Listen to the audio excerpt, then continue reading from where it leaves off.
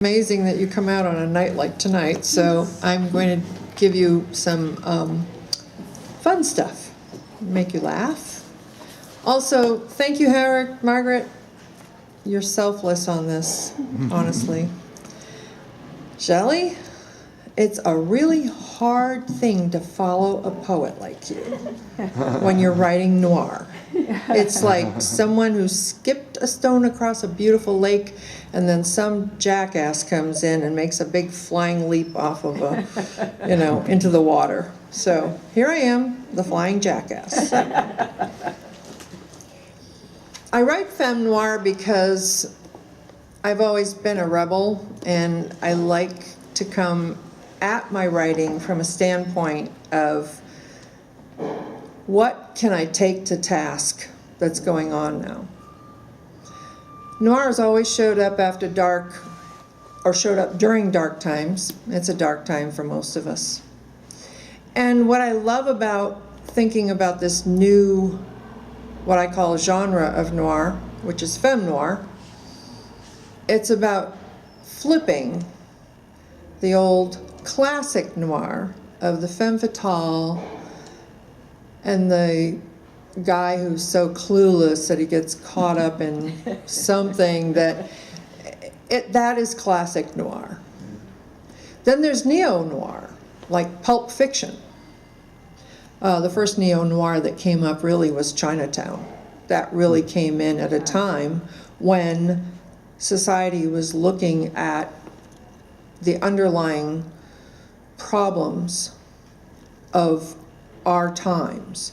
And in Chinatown, for example, it was water rights in San Francisco. But you had this lovely little, mystery, suspense, and thriller part over the top, which was noir, because noir always ends up, usually,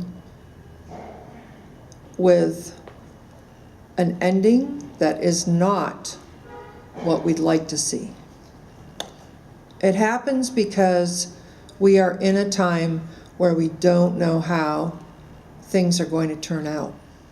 And we want to be honest about, we don't want a nationalistic writing about how wonderful it's going to turn out. It's not real. And so some of the things I wanted to give you first, because we were granted extra time, and I'm really sorry Alice couldn't make it. I love Alice, and I wished I'd been able to hear her writing. But one thing is that I have a few quotes here that I think will give you some background on why I'm writing noir now. I did write a couple of literary novels and couldn't get them through the New York publishing, I don't know what you would call it, maybe masochistic, Anyway, I couldn't get it into New York. I had New York agents, but I could not get it published. This I decided to take on my own because I feel so strongly about it. This is a quote from a man who wrote, you might know his name. His name is James Ellroy. And he said, "The thrill of noir is the rush of moral forfeit and the abandonment to titillation. The social importance of noir is its grounding in the big themes of race, class, gender, and systemic corruption. The overarching joy and lasting appeal of noir is that it makes doom fun." Part of it is we all need some fun right now. Also, there was a great article written from a man who wrote Cambodia Noir about noir being a protest. He called it protest lit, and I agree with that. I agree that there are many people writing books now and novels now about our times, the Me Too era, you name it. It just goes on and on. We have dug up every bad thing that has been buried for a long time. And protest lit, oftentimes, you'll find political, social, economic, cultural themes in many novels nowadays. But whether they address it honestly or not, or whether they want to make you feel good is a different story. So when I read this, I went, oh, this is so true. Modern noir can aspire to real relevance only to the degree that it returns to what noir always meant to be.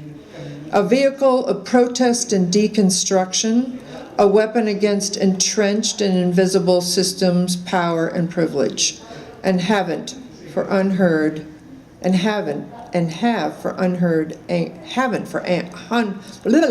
unheard angry voices. So what I did is I started writing about what I knew and what affected me, and taking it somewhere beyond what I would do myself. Like I wouldn't kill anybody. I wouldn't think of it. I would think of a different way of dealing with it. But of course, in noir, you have to think about how far are you willing to go to bring yourself to a certain point of addressing your emotional angst. So in Revenge in 3 parts, the 3 parts refer to the 3 places it takes part in. And that is, it starts in Paris, it goes to Portland, Oregon, and then it goes to Kauai. All those places have been affected in great ways, and the novel will tell you what they are. Kauai particularly because it has been devastated by pharmaceutical companies, basically had no rules about what to do with anything. All of the pineapple fields are gone. Most of the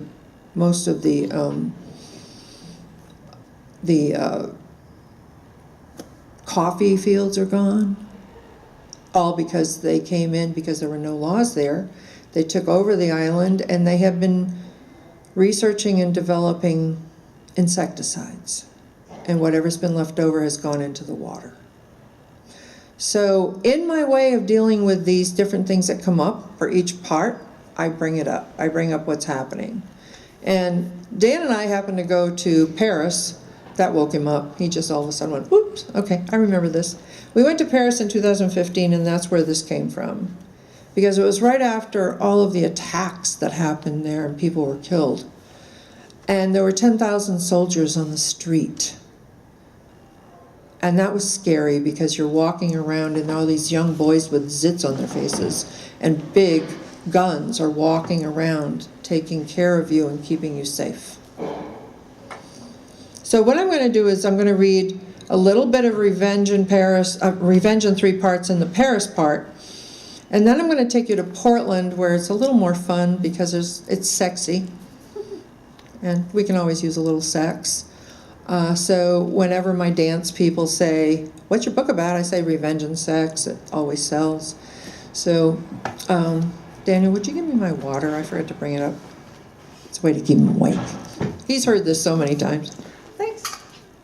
I noticed that Howard and Dan are wearing the same T-shirts almost. Hey. Probably the same T-shirt maker. Yeah, sure. He lives near here. Ah, that's why. We get it from Holiday Market. Yeah. So I'll start with the first. As I walked down Boulevard de Grenelle, I was tired, cranky, and not used to having men stare at me. The blonde wig I wore of my usual brunette bob made my scalp sweat and itch. And where was the seasonal weather? Around noon, 3 days before Christmas, and I wore sunglasses, a lightweight coat, scarf, and a silk shift? I never wore dresses. Paris in winter, and it's sunny and mild. Better than freezing rain, I told myself. But freezing rain would have better fit my mood. My arm ached from hauling my carry-on behind me and slinging it on and off the train, then up and down the metro stairs, but I didn't care. The metro was my ally, reminding me of why I'd come to Paris. A large photo of Marilyn Monroe hung above the metro entrances and exits, an advertisement for a Halsman photography exhibit at Jeu de Paume. Monroe sat cross-legged and gorgeous on the floor, barefoot, naked shoulders, bra straps hanging, head bent over a book. So much like my sister Sophie, so vulnerable, so precious, you wanted to wrap a blanket around her and say, "Come with me," anything to keep her from ever being hurt again. But I didn't wrap that blanket around Sophie, and now my sister was dead. Another metro line clattered overhead. I shivered as my energy waned and my spirit sank into the gray of the neighborhood, the lack of holiday lights, the doubts of whether or not I could pull this off. The 15th arrondissement was unfamiliar to me.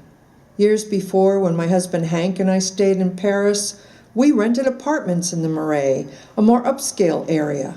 This area was working class neighborhood, even though it's only 10 minutes walk to the Eiffel Tower. I probably wouldn't have chosen this arrondissement if I had a choice. But the Frenchman lived here, and he'd killed my sister. He'd also killed my unborn niece or nephew.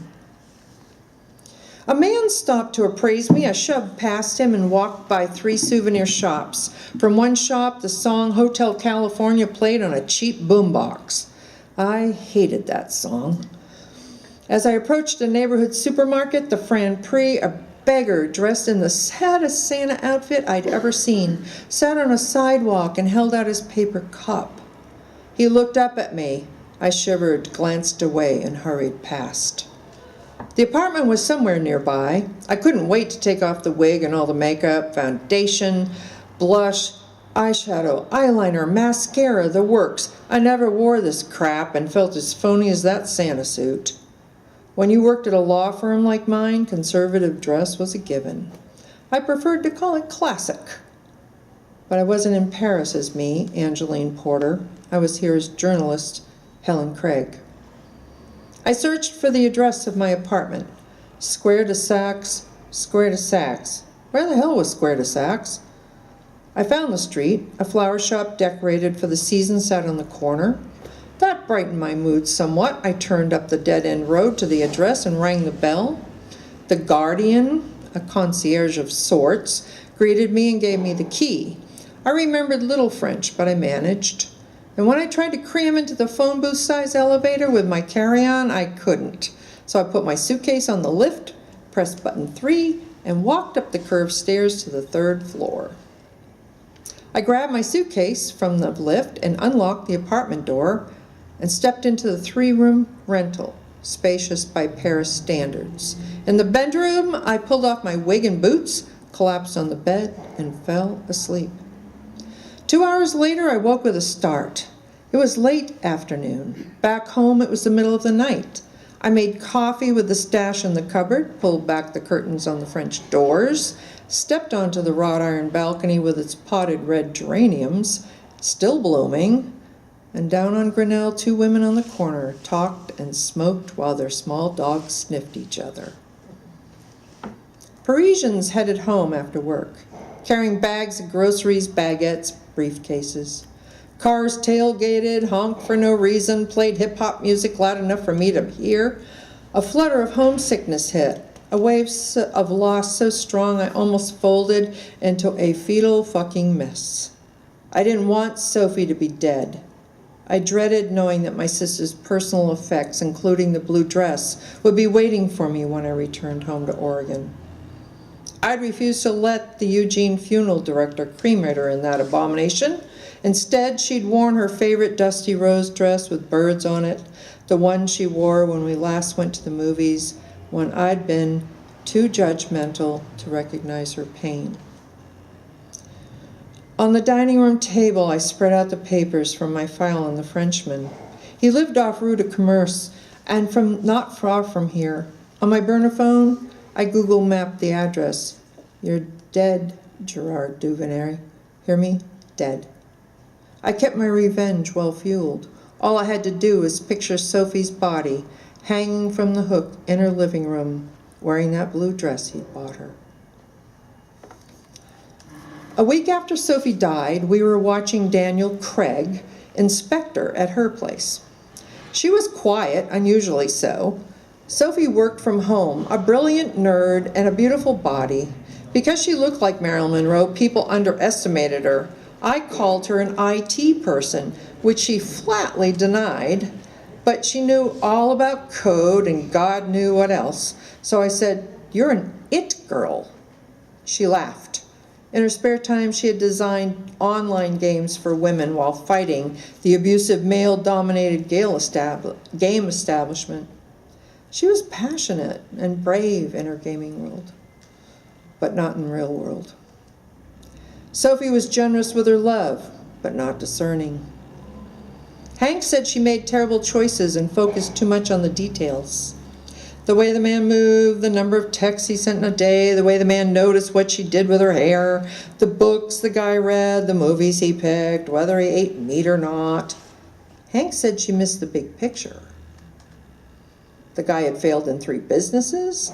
The guy was a control freak. The guy paid alimony and child support to 2 ex-wives. The guy had never been in a long-term relationship. Usually Sophie told me about the latest guy in detail and asked my opinion. And I said what I thought. I made suggestions. If the guy seemed questionable, I offered to check his record. "Oh, Anne," she said, "you're too cynical." Damn right, if you worked in the criminal justice system, you would be too. That night, she remained silent. Finally, I asked, "Who is he? What's up?" Sophie pulled a photo from her purse. In the photo, Sophie and the man stood in front of a classy sign for the Miami Business Fair, an exhibit of professionals trying to attract investors. One of Sophie's clients had created a collagen product that promised to replace Botox. And knowing the value of having a gorgeous woman to lure people to the booth, the client had paid Sophie a generous fee and all her expenses to model at their booth. She said, "He's super sexy, he looks like Daniel Craig." In the photo, Gerard Duvernay, tall, gracefully graying, good bone structure, a weak chin, smiled down at Sophie. He wasn't bad looking, but he was no Daniel Craig. "I love him, Anne," she finally said. "I love him with all my heart. He's not like all the rest." Oh, I'd heard similar sentiments before. "Okay, does this Daniel Craig love you?" She nodded. More tears. "Do you have a plan?" She shook her head. "He's married with a son, and he's French, and he lives in France." She paused. "Don't you dare say anything. We're both heartbroken about this." What could I say? I couldn't remember the last time a love affair had caused her this much pain. She had to be in love with him, but this was hopeless. France? A wife and kid, and he was probably Catholic. "It's killing me," she said. "Gerard, too." "Yeah, I bet." "Don't make a face or roll your eyes," she glared at me. He's going to leave her. Well, fucking great. How cliche, how stupid. I noticed the Frenchman hadn't offered to get a divorce. I kept my mouth shut, though I needed to know more. Sophie let out a long, noisy sigh and looked down at her lap. "It's complicated and messy. You have no idea what's going on." She snuffled back tears. "I hate myself. I truly do." "Don't say that, Sophie." I squatted next to her chair, took her hands in mine. When she burst into tears, I said, "What can I do?" She choked on a sob. Her cheeks flushed red and snot dripped from her nose. I handed her a tissue. Sophie abruptly stood and shook her head. "I don't know what to do," she said. I held her. "Do the right thing, Sophie. Do what's right for you, not this Gerard character." "But I love him," she choked out. "I'm so sorry. I've been through this with her so many times. I knew her MO. In the morning, when she was alone and she was calmer, she would call me. She always called after the emotional geyser. I figured she was sorry for always involving me in her love life. I was exhausted with her life with men. I held her even though I was thinking, who cares? They never last long. Now I cared, big time. Now my flippancy made me sick. I remembered Sophie's face, her downturned eyes, tears coursing down her cheeks. She couldn't look at me. My sister, God, how I wished I hadn't been so unkind. Sophie, my smart, generous sister, had always been kind. And now she was dead. Sophie would have been the best mom. She'd always wanted a child. She just couldn't recognize a decent man when she saw one. So that's the beginning of the revenge part. We jump ahead to Portland. Now, in Portland, she's got herself in a bind because she really wants to save her husband, who has fallen down the stairs in an accident and has become a paraplegic. And it wasn't just a simple falling down the stairs, but I can't give that away on what had happened. So she has to come up with $50,000 in order to save him and get this operation for him so he can walk again. But she's lost her job as a lawyer. She now has no income, and because he had a chemical engineering firm, that's all tied up because they have to wait to see what happens with him. So she has no access to money. So this is where she has decided, I don't know if you know about this, but Ashley Madison is a dating site for married people. There are a lot of them. This one in particular is for people who they can keep their profile secret by having a false name, but it's easy for a hacker to get in there and find out who they are. So what Angeline has decided to do is to extort men who are doing this, because she's actually pissed off about someone being able to get past their wife and have an affair with someone on the sly. So she's extorting them for about $5,000 to $10,000 each in order to get her money. And she doesn't like it. She's having a really rough time with it. But this particular one is a guy comes to meet her in Portland at the Hotel Vintage. Inside Hotel Vintage's open lobby, all bright blues and reds and polished wood, I welcomed the relief from the cold gray winter. I straightened my shoulders and headed to the bar. My gut said this date Steve was a scumbag in some way. There were so many of them out there now, so many since the election. The whole world had gone berserk. I worried that Steve wouldn't like this place, though he had picked it. I'd made all my dates pick the rendezvous spot. Steve told me he was wild about retro. Despite its name, Hotel Vintage was not retro. I checked the gun nestled in my shoulder bag. I popped a med. 2 drinks along with the med might get me through the night. As I passed by a white leather couch, I noticed a pillow emblazoned with, "I try to behave." I said out loud, "That's a laugh." I've been talking to myself a lot lately. At the bar, I took the nearest stool and ordered a Manhattan. The bartender asked if I'd like to try one of his signature cocktails instead. The bartenders in town have a contest every year to win best signature cocktail, but maybe you're a wine drinker, he said. Hell no, I said. Being in this hotel I should be, but I like my liquor. He whispered, "Me too, but don't tell the management." We laughed. It felt good to laugh. When the drink came, I sipped and nodded at the bartender in appreciation. I checked both my business and home cells. Nothing from Carmen, Hank's nurse. Good.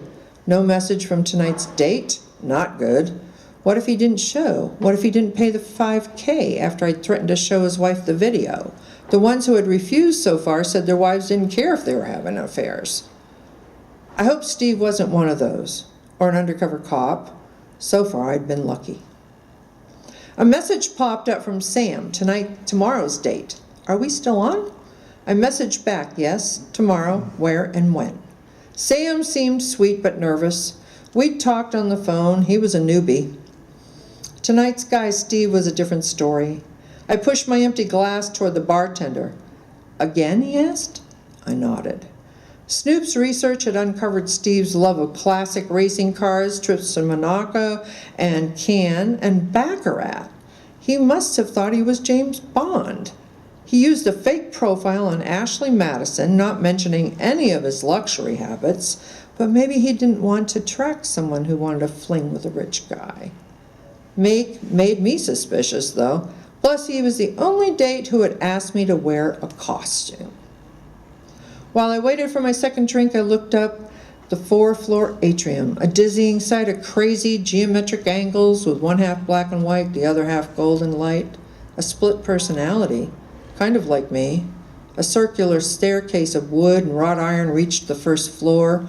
A modern white grape cluster chandelier hung over the lobby. Modern, spiff, classy.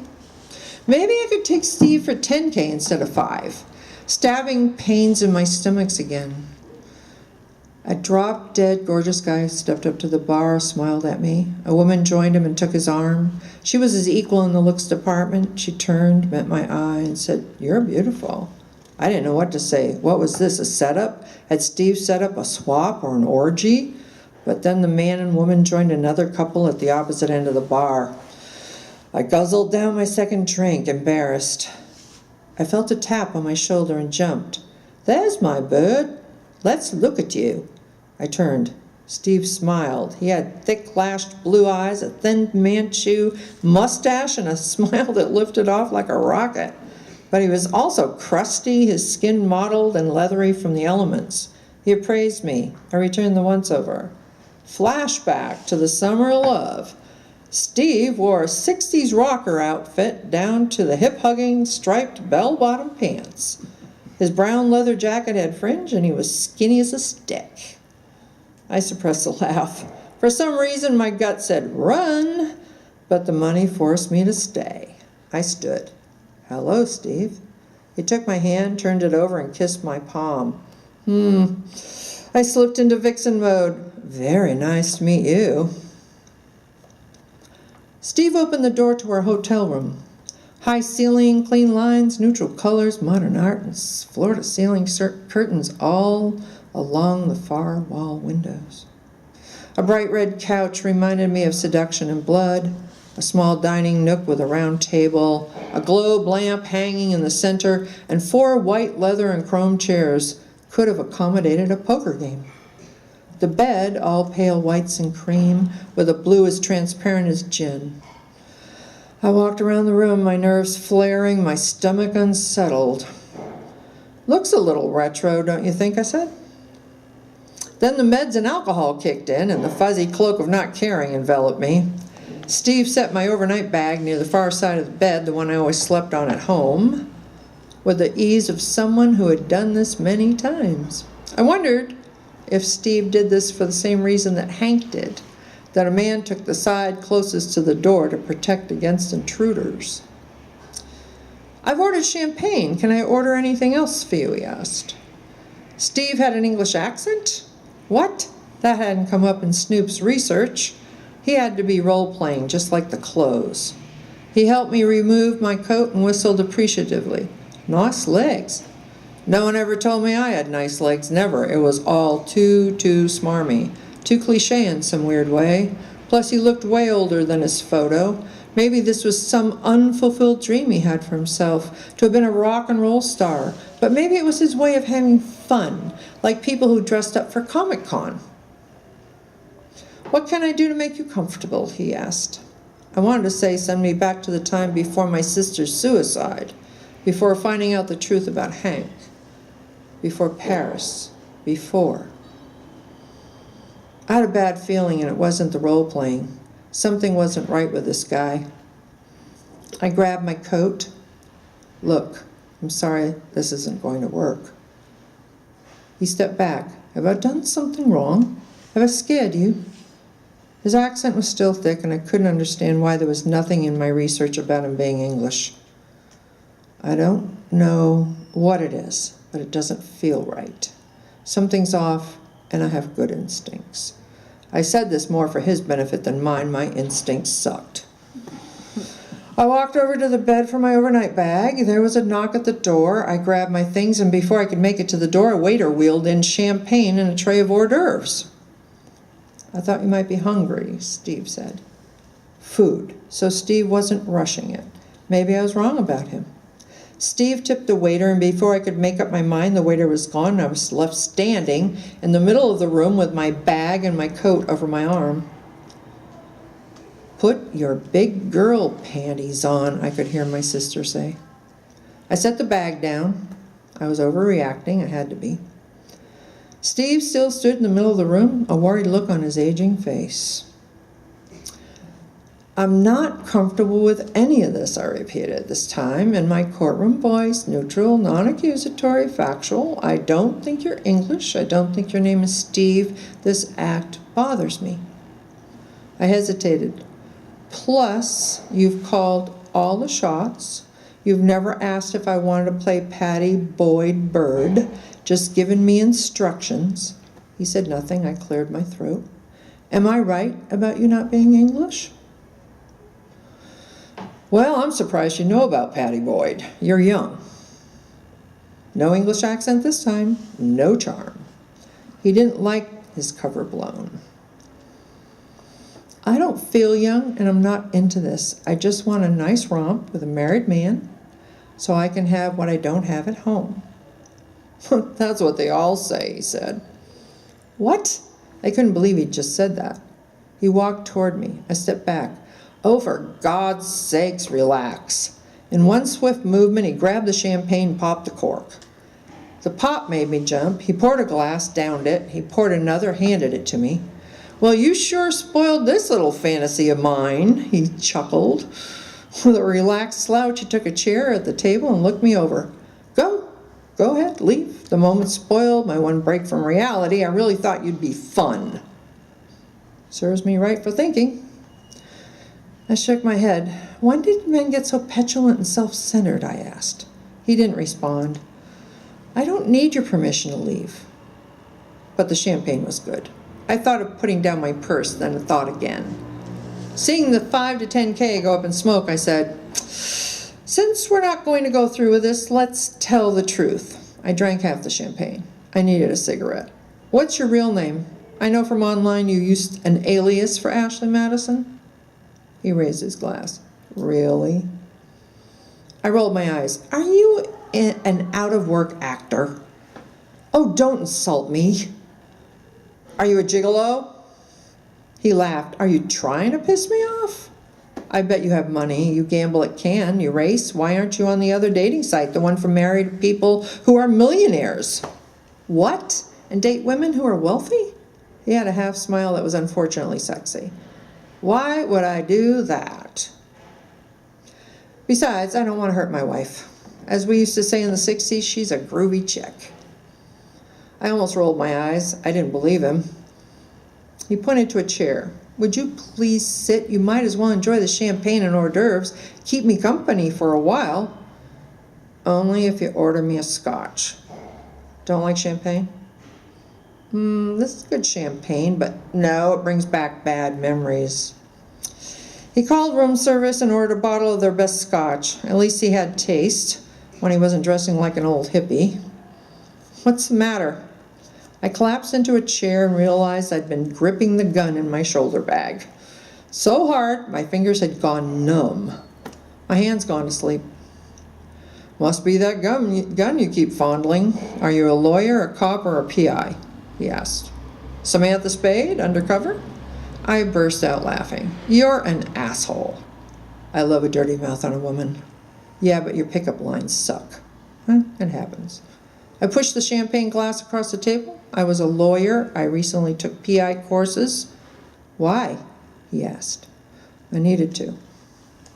To investigate the men you date on Ashley Madison? He chuckled. None of that seemed to bother him. Something like that. Now you're the one who needs new lines. We both grinned. Look, why don't I get you another room for the night? On me. He popped an hors d'oeuvre in his mouth. Or you can go home to your husband and get him to fuck you since this isn't happening. I said, he can't. He's in a wheelchair. Steve shook his head, ate another cracker, and said, oh, I've heard that one before. Yeah, Steve was a dick. Before room service delivered the bottle, Steve grabbed a glass from the minibar, filled it with ice, twisted off the tops of 2 small whiskeys, poured both dramatically into a glass, and handed it to me. I greedily slugged down half. The warmth moved from pelvis to face. Steve watched me like I was some kind of science project. We argued, I said. I tripped at the top of the stairs, would have gone down, but he yanked me back. He lost his balance and did a header. Shit, he said. I nodded, polished off the rest of my drink, and to my horror started crying. Then I burped, and we both laughed, and I dabbed my wet cheeks. Sorry about that. The bottle of scotch arrived. He tried to get me to talk more, but I wouldn't. Even though I was tipsy from the 2 bar cocktails, the champagne, the scotch, and the med, I didn't divulge that I'd planned to blackmail him.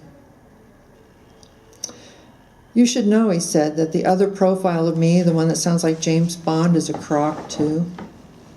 I'm nothing like that. I put that up as a joke, but also to see if any of the dates did any research on me. How about you? Surprised with this admission, I blurted out, I killed someone. Silence. Then he raised his glass and said, You're quite a dame. He drank. I suppose you're an assassin. He didn't believe me. I knew he wouldn't. Who would? But why had I said that? In the morning when I woke, he was gone. I jumped out of bed. A wicked pain stabbed between the eyes. I checked my shoulder bag. The gun and purse were still there. I stumbled over to the coffee maker, but I couldn't deal with it. In the bathroom, I hated what I saw in the round lit mirror. The crying last night had laid waste to my eye makeup.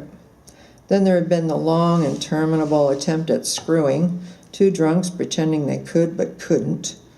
Pitiful. I called room service for coffee, walked to the window, and looked down on an alley. When I sat on the red couch, I discovered 5 $100 bills splayed out like a fan. No note, no explanation. Now I was nothing but a mid-price hooker who hadn't delivered the goods. I wanted to rip the bills into tiny little pieces, but I slipped them into my purse instead. Anyway, thank you, everybody.